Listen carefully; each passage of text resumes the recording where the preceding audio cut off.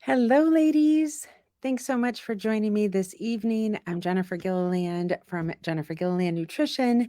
So happy to be here with you tonight talking about weight loss in menopause. So excited for this, you guys. I have been really thinking about some new things that I want to bring to you tonight. So, super excited to get started. I'm going to give everyone just a couple minutes because I know it's 7 o'clock on a Wednesday, and sometimes that can be a little bit of a difficult time. So, as everybody's sort of popping in, thanks so much for being here. Thanks for taking time out of your, I'm sure, busy evening to share some time with me. So, I really, really appreciate your time and effort to be in the house with me tonight. So, thank you again for, taking some time out for really digging into this topic. I know there's been a lot of women who are asking lots of questions about weight loss and menopause.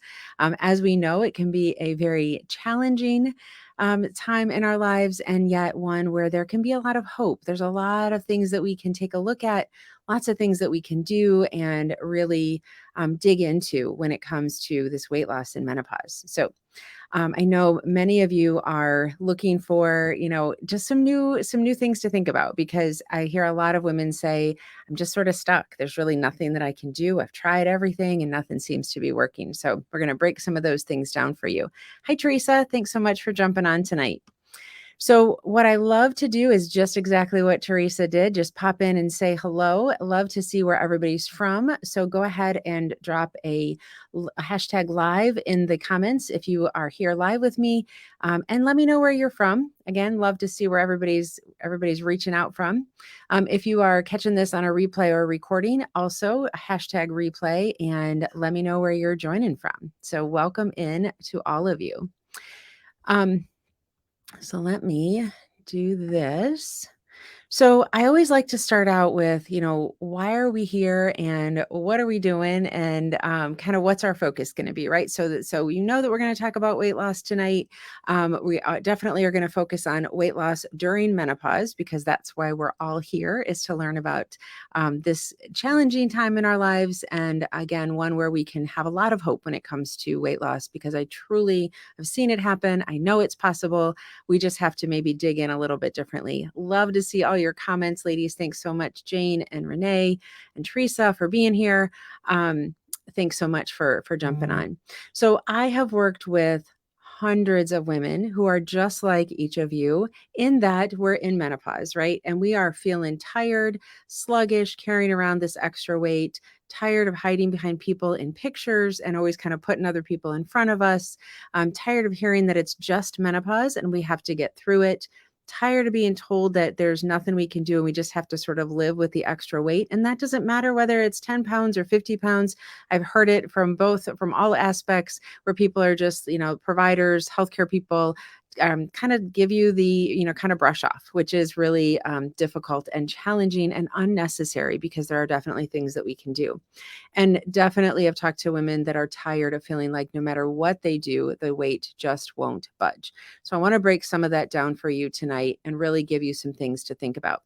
And hopefully you can stick around till the end, and I will show you how to get your hands on my Jumpstart for Weight Loss in Menopause roadmap. I think it's super good. I really, really want you to dig into it, because I think that it helps you to rethink how you're showing up for yourself, how you're showing up or maybe not showing up for yourself. And ladies, when I say that, I'm talking to myself as well, right? I'm like, I'm doing all these things and I'm doing all this and I'm showing up.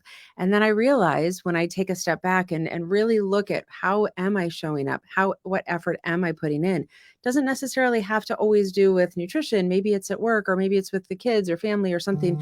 But we can always sort of take a step back and say, are we actually doing the things that we need to do to get the results that we're looking for? So we're going to talk a little bit about that. And seeing that, where the motivation is, where the accountability is, and that kind of a thing.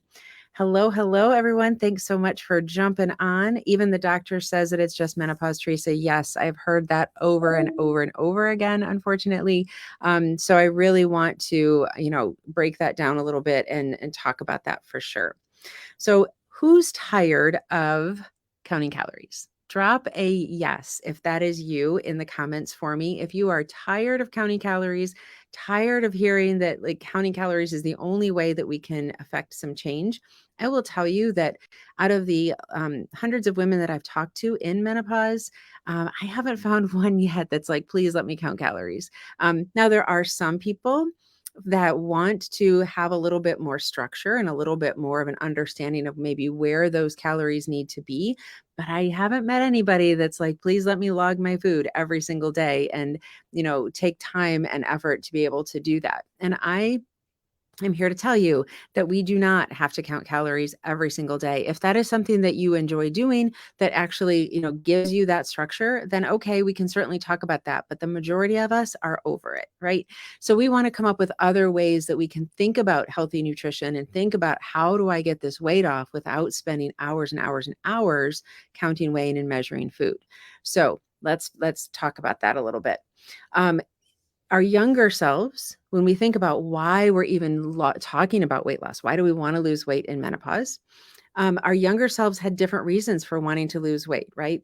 But now that we're in our 40s, 50s, 60s, and beyond, we have other things that we want to think about. We're trying to get our high blood pressure under control. We're trying to prevent diabetes, get blood sugars under control, eliminate that bloat that people talk about all the time.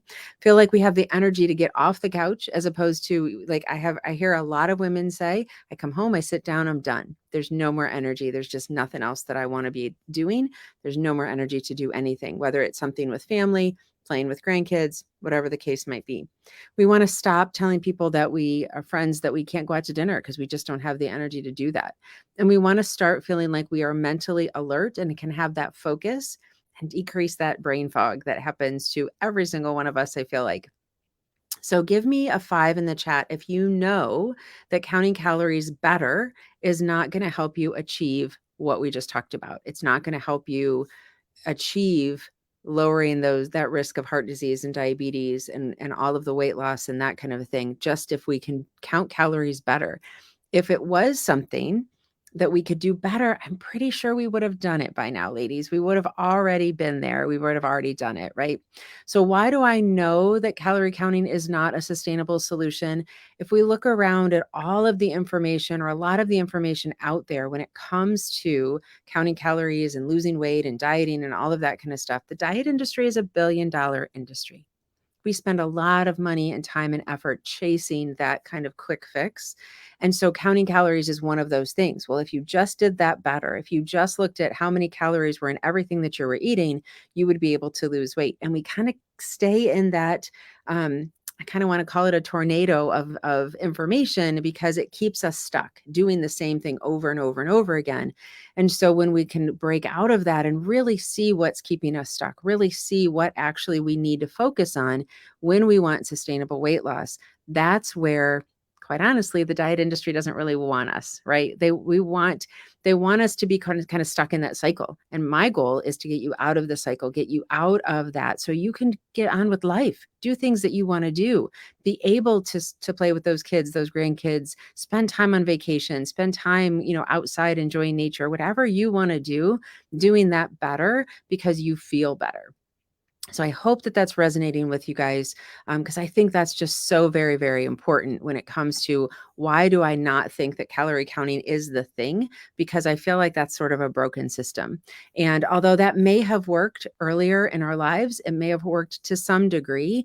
I'm not sure that it was something that was sustainable. Otherwise, we would do that at this point too. So just a little bit about me. If you're new to my world, we have a lot of women that are coming into the group. So I am Jennifer Gilliland of Jennifer Gilliland Nutrition. I'm the menopause dietitian. I have been I am in perimenopause. I've been in perimenopause for about probably 6 to 9 months. And it's funny because now I feel like I talk about hot flashes as I'm having a hot flash. So that's a very interesting scenario when that happens. And it just kind of really brings it all together for me. It makes it very real. So as I'm talking to you about all of these stages of menopause and perimenopause and haven't gotten to postmenopause yet, but it's coming.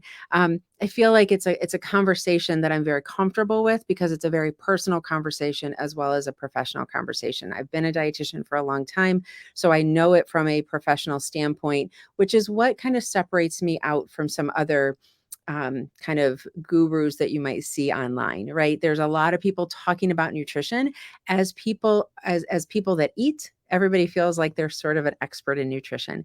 Not saying that there's not some very smart people out there that know a lot about nutrition, but when it comes to gathering information that's useful and doable for you, I encourage you to think about the source of that. So if there's something that looks like a quick fix that's too good to be true, it probably is. Just a little kind of FYI. So Teresa says, my menopause came early in my 20s because of surgery. Yes, there's a lot of women who struggle with that early. And honestly, I feel like sometimes when it's early menopause like that, it feels like there's even less support because people look at you like you're in your 20s and 30s. How could you possibly understand what's going on with menopause? But you very clearly do. You have some of those symptoms that happen quicker, and so it becomes that conversation and looking for that support. I think there's a lot more women who are in that situation than we actually know, because we haven't really gotten to the place yet. I feel like we're getting better, but we haven't really gotten to the place yet where we talk about menopause like we talk about other things. We talk about diabetes. We're pretty comfortable talking about that. Why aren't we as comfortable talking about menopause? And it needs to be something that we open up the conversation about and really start sharing information with each other, because there's so many. I think that's part of what keeps people stuck in this whole weight loss journey, right? It's like, I don't know what's going on with my body. My body is sort of doing all these crazy things. I'm not sure what's normal and what's not normal. And if you're not getting that sort of feedback from your healthcare provider, or people are telling you it's just menopause, then we're not having that open conversation. I know for my family, we didn't have conversation about menopause. My mom never really talked about it. So, I just think it was generationally something we didn't really share information about. So, drop me a whatever your favorite emoji is, just drop that in the chat for me if you're sick and tired of being sold to about weight loss. Take this supplement, drink this shake, eat this miracle food. This is going to be the end all and be all of making the change as far as weight loss. I honestly think that's also what keeps us stuck, because we feel like I've tried all these things. I had all these kind of miracle, answers that they said on Facebook or they said on the TV or whatever. And unfortunately, there's not one size fits all when it comes to this menopause weight loss journey. So we can't just put everybody in a room and say, everybody do this, and there's some miracle that happens. If there was, ladies, I would share it with you wholeheartedly. So even in my program, it's a very individualized plan because everybody's different, right? So, and you guys are showing it right now that you are sick and tired of those quick fixes. They just don't work. So one menopausal lady at a time is my goal, to really start sharing this information and really having a better conversation about what's going on with you individually, and how do we bring all of the knowledge of nutrition and the science behind it and all those things together so that we can get you the results that you're looking for, because it is quite possible. So I myself get overwhelmed with all the information out there too. I mean, there's just so much information. People will ask me about supplements, and sometimes I have to honestly figure that out. I have to look for, in the resources that I have, to be able to say, this is what I know about that, because there's so many.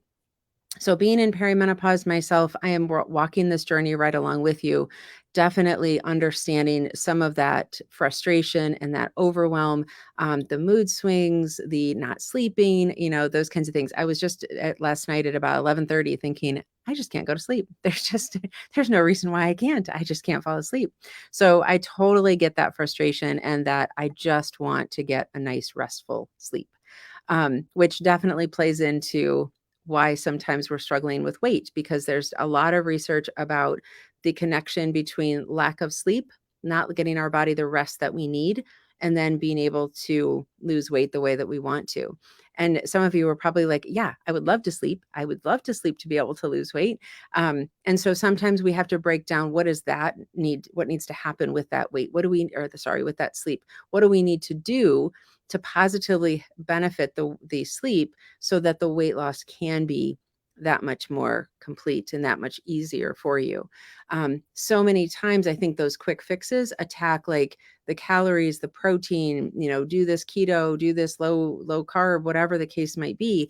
And we miss the overreaching kind of how complex our body really is. And we have to take a look at that sleep and the stress and how that's affecting, our nutrition as well. So, is it okay if I share a story with you? If you drop a yes in the chat, if it's okay if I share a little quick story about a client of mine that was struggling with what a lot of you, I think, are struggling with. She's in her 50s. She was over that whole traditional kind of Weight Watchers, keto, calorie restriction way of losing weight when, we're talking on social media and it seems like everybody else is having success. And we're just sitting here going, I don't know what I'm doing wrong. Like nothing I'm doing is working, right? She's seeing her friends who are losing weight and then gaining it right back when they have a cheat food or a cheat meal, which cheat food really drives me crazy because there is no such thing as a cheat food. There is simply food, and we'll get into that in a minute. She was tired, irritable, not having sex with her husband, spent a lot of sleepless nights wondering how she got to where she was. And so really feeling like, how did my body do this? It's almost like a betrayal that we feel, right? Because how did my body get to this point where it's doing all of these crazy things and I have no idea why this is even happening? So Anne had all of the fears that you do. Will working with Jennifer actually work for me? Is this just another quick fix? What about my hormones? I have to fix those. If I don't fix them, I don't know what I'm going to do. I'm going to get my hormones checked. And if they're all out of whack, there's no way that weight loss is going to happen. I've spent a lot of time and money and effort on other things. I can't really afford anything else. All of that sounds very familiar, I'm sure, to many of you. What finally kickstarted Anne's success, and she lost over 30 pounds and is able to really spend time with family and friends again because she feels more comfortable. She's got more confidence, more energy, that kind of thing, is she really decided to dig into that nutrition roadmap, which is part of my menopause breakthrough method. The nutrition roadmap doesn't focus on calorie counting. It focuses on that overall health, our sleep, our stress, our physical activity, and our nutrition. And we'll talk a little bit about what I look at that as. I look at it as a stool. We'll talk about that in just a minute. But the other menopause solutions that are out there are focused on one of those things. We have to look at all four if we're going to get success. As you can see from the slide, success is not point A to point B, right? It's a squiggly line. We've all experienced the squiggly line. We have to dig into what that looks like instead of expecting when our expectation is that we're going to go from point A to point B and it's a straight line. We get frustrated. We get really frustrated and really angry that it's not a straight line. And then we give up because we're like, well, I did what I could and it didn't happen. When in reality, we're going back and forth and sideways in all kinds of ways in order to reach that success. And I would encourage you to think about anything you've had success with. Has it ever been a straight line? Ever? If you're a parent, if you're a grandparent, if you have dogs, if you are a fur baby parent, you understand that raising something is incredibly convoluted. It's more like that picture on the right?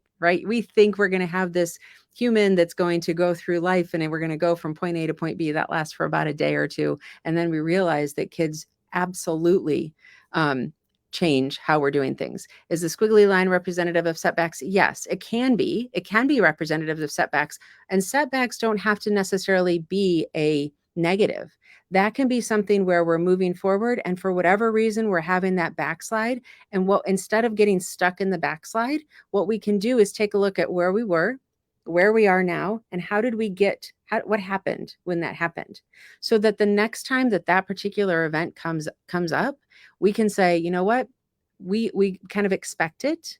It's not an expectancy of negativity. It's an expectancy of knowing that life is going to happen. And whether we get a curveball thrown at us or not, we can still keep standing and keep moving forward.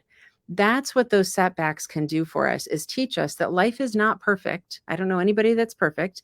Life isn't perfect, but we can deal with it. And every time we stand up again and keep going forward, we're proving to our body, both emotionally and physically, that we can keep going and moving forward. We can keep, kind of deal with that challenge and move forward with it. And we're never going back to the initial or the start. We're going back to where we backslid to, right? So if we can recognize it, we can start moving forward quicker. I hope that makes sense. because we're not going all the way back to the beginning.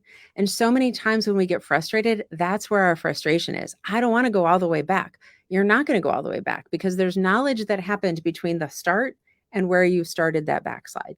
So I hope that that resonates with you, because that's a huge part of how we see success is we dig into that backslide and we keep going forward anyways. It does tremendous things for our confidence. Good. I'm glad that that resonated. So, how many of you have counted calories with no results? Kept track of everything you eat in your MyFitnessPal, your Lose It app, whatever app you use, or maybe paper and pencil? Stopped eating after 7 o'clock and you still didn't lose any weight? Raise your hand. Put a yes in the chat if that is you. If you've done any of those things. So Anne and I both had to change how we were showing up for ourselves, right? So we had to learn how to nourish our bodies, not restrict calories. As you remember, I have my own similar journey with menopause and weight and all that. So I understand. So we had to do that. Learning how to take care of our emotional health and experience less anxiety, less depression, learning how to prioritize health and get better sleep. So many times we are taking care of so many other people, so many other things that we forget that we need to take care of ourselves as well, all while continuing to work, take care of our families, and best of all, enjoy life again. And ultimately, ladies, that's the goal, right? Is to get back to experiencing life the way that we want to experience life and taking charge of our own health again. So let's break this down just a little bit more, because I really think that this analogy sort of hits home, no pun intended, since we're talking about baseball. How many of you find yourself saying, I'm so lazy, I have no willpower, I give up, I'm never going to be able to do this, I'm such a failure, I can't do this? So many times I hear women talking about that. I have a client, Emily, who was doing that. She'd wake up every morning and before her feet even hit the floor, she was telling herself how stupid, lazy, fat, out of shape she was. And her day was pretty much ruined before she even got out of bed. She couldn't stand her body. She couldn't stand kind of what was going on with her body. She couldn't stand how she felt. And she was telling herself these things over and over again throughout the day. So it started out in the morning and she was telling herself that throughout the day. And I would bet money that some of you have said these kinds of things to yourself as well. Teresa, I'm so excited that you are trying to be better. You try to be better each and every day. That's awesome. That's an awesome mindset. And that's exactly what I help women to understand is we can't look back. We have to look forward. And so we're constantly moving forward to that more kind of positive outlook. And it's not rah, rah, rah cheerleader outlook. It's not like, oh, there's no bad things that happen. It's just taking that situation and looking at it from the most positive way that you can. So when we label foods and our actions as good or bad, we're actually giving them this, what's called a moral identity. And when we do that, then we attach all sorts of emotions to it, right? So when I say that calming guilt matters more than calories, when we're telling ourselves that we are literally ugly, fat, disgusting, all of those kinds of things, then we're just kind of making that backslide even harder, right? To get back up from, because now we've beaten ourselves down and it's harder to kind of get back up. So when we spend all of that energy beating ourselves up, then that's where we have trouble moving forward. I still get discouraged when the pounds won't stop adding up. Yes, I totally understand that, Teresa. And that's why one of the tips that I'm going to share with you in a little bit is going to help, because we are not meant to do this alone. We're not meant to be in this by ourselves. We are definitely people, women in general, I find, are people who like to have that support and that encouragement. And don't hear that as you have to be the loudest person in the room. Sometimes it's just a matter of feeling that support and feeling that I'm not alone in this in order to feel encouraged and like you can keep moving forward. So let me give you another example. After Carol's husband would go to bed, she would have her me time, which meant that she'd go to the refrigerator, get her ice cream and a spoon, and then a bag of whatever treats she wanted or snacks she wanted. She was feeling very justified in that because she ate good all day. And so that was kind of her time to unwind and kind of chill, not feel like she was being judged for what she was eating. Unfortunately, who was judging her the most was herself. So she was doing those things because she didn't feel confident in making any kind of food choice that was unhealthy or bad food during the day. So then in the evening, she would do some of that binging and eating, and would pick up the baseball bat and beat herself up with it after it was over. So that guilt and that shame just kept piling up and piling up and piling up. So the soothing of the guilt and shame happened with the ice cream and the snacks that she was having at night. So instead of really having that conversation of how do I keep going and moving in the direction that I want to move in, it was this cycle, right? She'd eat the ice cream, she'd beat herself up, she'd eat the ice cream, she'd beat herself up, and we just going on and on and on and on. I recently heard a term at my doctor's office called mindless eating. When time permits, will you explain, please? Yes. Mindless eating is basically eating without any conscious awareness of it, which you might think, how is that even possible? How do you eat without thinking about it? What I would encourage you to do is think about the last time that you ate a meal and you were talking on the phone, in a meeting, reading the paper, watching TV, listening to something, and you look down and your plate is empty. If that's not you all the time, I would imagine you've done that at some point, right? So it's the going by in the kitchen and taking a handful of something, whether it's chips or nuts or something like that, or eating your meal and I really don't know where the food went. So it's that awareness that's really, really important when it comes to weight loss and menopause, because we have to be aware, and it's not about counting the calories that are going in. It's about recognizing when you're hungry and when you're not. And so if we're mindlessly eating, we're going to eat a lot of food without even realizing it. It's why sometimes I do ask people to write down what they're eating. I don't care about the calories and protein as much as I care. Let's see what your pattern of eating is. And I want you to be very specific about what you're doing for 3 or 4 days so that you can get a better sense of where you're having some of those pockets of maybe eating something that you're not even aware of. So does that make sense, that mindless eating? If you have more questions, feel free to drop that in the chat. But it's basically, just eating without awareness is kind of maybe a better way of saying it. So no amount of calorie counting batter is going to get us out of these situations, right? Because it's not, you all know how to count calories. It's, we write them down, we put them in our app, it adds them up, that kind of thing. Good. I'm glad that made sense. So we want to be very aware of what's going on and why we're doing some of the things that we're doing. Just as a little aside, if you are ready to put the baseball bat down, I've opened up 5 spots this month for free 15-minute consults if you want some of those quick steps for your own individual plan. So comment now and I'll be in touch to schedule that. I'd be happy to do that for you. So comment now if you'd like one of those 5 spots. So let's move on. So you are in menopause, so you're just going to have to deal with it, is basically the summary of this particular slide. How many of you have heard that before? I know a lot of you have, because I've heard you repeat that after you hear that from the doctor, or maybe you heard that from a loved one or something like that.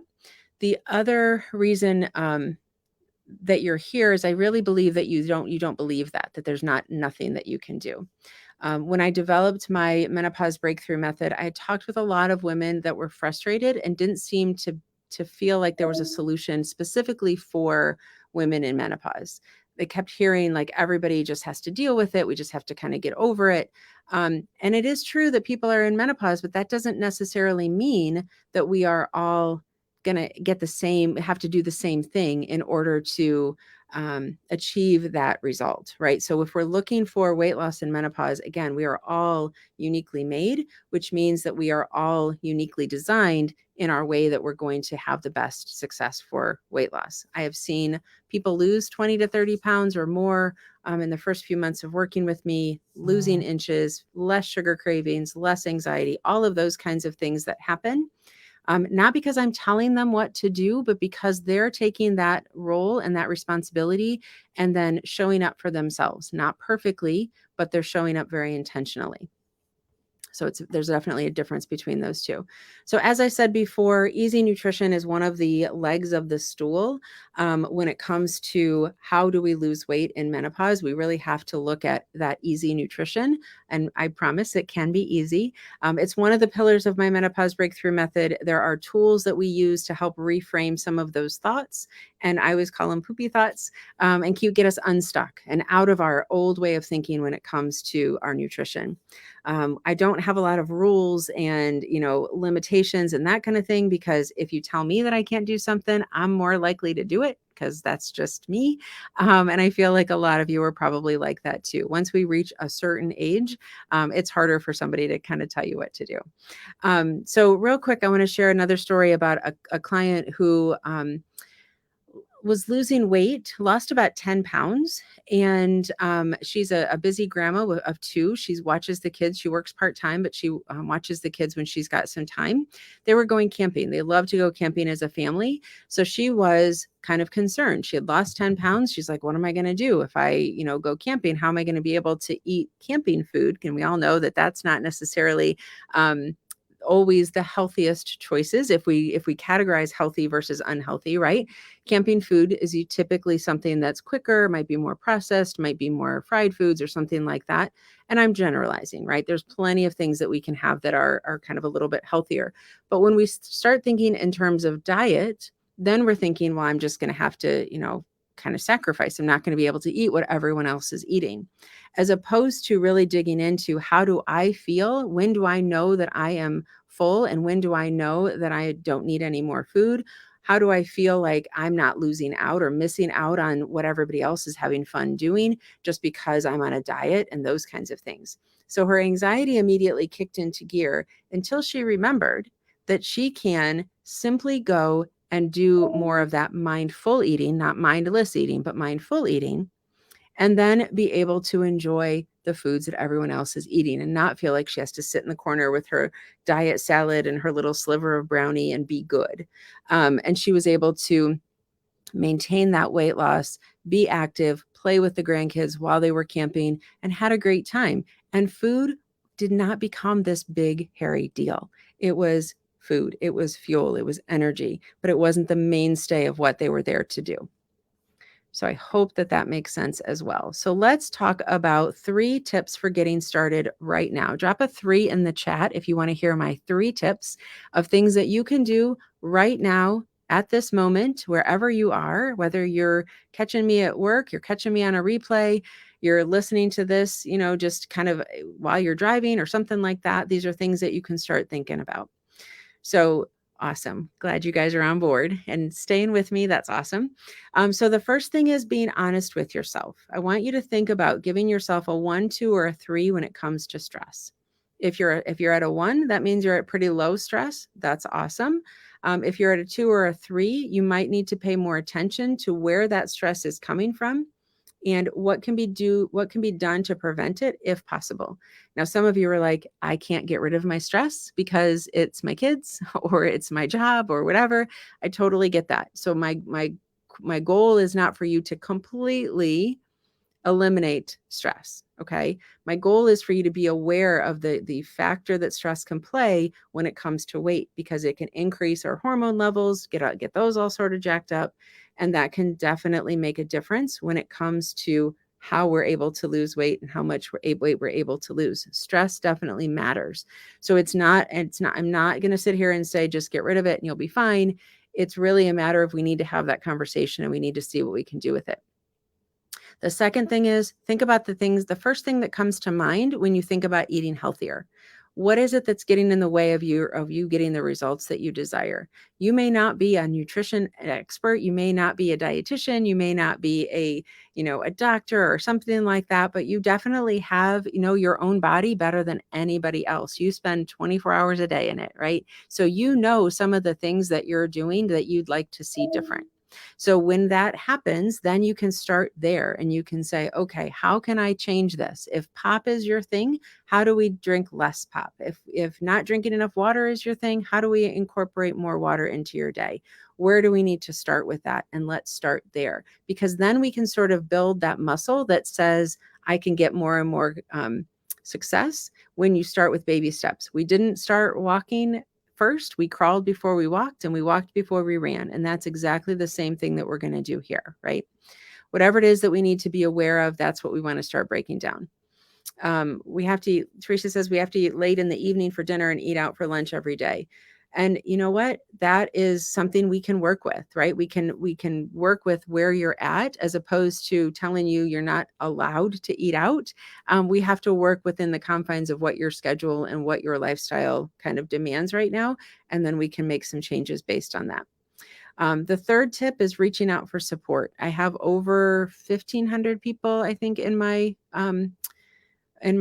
Facebook community now. So reaching out for support, posting in there, asking questions, what is it that you have questions and concerns about? Because I guarantee you, out of 1,500 ladies, there is somebody else that's struggling with something similar, if not the very same thing.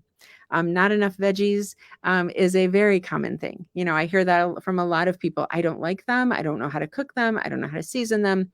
So, all of those kinds of things. So, what is the number one thing that I think we need to look at aside from those 3 tips is to commit. So, you have to have a plan. Everyone's plan is different, but if we don't commit to a plan, we're going to get lost. You may have heard me share before, directions are not my thing. I am directionally challenged. As long as the day is, I'm directionally challenged. So if you put me in a car, I'm in Ohio, and you said go to California, I would need GPS to get there. I would end up in Texas or Alaska if I didn't. No joke, I probably would. So not to say that I wouldn't have some detours, make some stops along the way, but I would definitely need GPS. We need to have focus on weight loss and menopause. If that's what we're looking for, we need to have focus on that, and we need to have a plan to get there. If we're just like, grabbing this information here and this information here and looking at this and listening to this podcast, we're not putting that all together into a doable plan for each of us. We're not probably going to get the results that we're looking for. So there is not one way to get to that destination. Like I said, you might have different places that you stop along the way, but if our destination is weight loss, then that needs to be what we're putting in that GPS, and we need a plan to get there. So please don't let the words sit here, this momentum that you might be feeling, this kind of energy about, I can do this. There's some things that I know I can change. Don't let that be just kind of lip service. Really put some action behind that. The only way that you're going to see results, ladies, is if you take actionable steps to get to where you want to go. One of those actions can be commenting now so that we can set up that 15-minute phone consult so that I can help you kind of get started with some tips to move the needle forward and get you headed in the right direction. It's free. It's 15 minutes of your time, and we can get you started. So I know I have spent a lot of time with you this evening, thrown a lot of things at you. I hope that you found value in our conversation this evening. If you want my brand new Jumpstart to Weight Loss and Menopause Roadmap, comment roadmap below and I will get that to you. It's a wonderful guide to get you started in the right direction. So feel free to do that and I will get that out to you just as quickly as I can. Thank you so much, ladies, for your attention. And I can't wait to see you commenting more in the Facebook group. Have a wonderful night. Talk to you soon.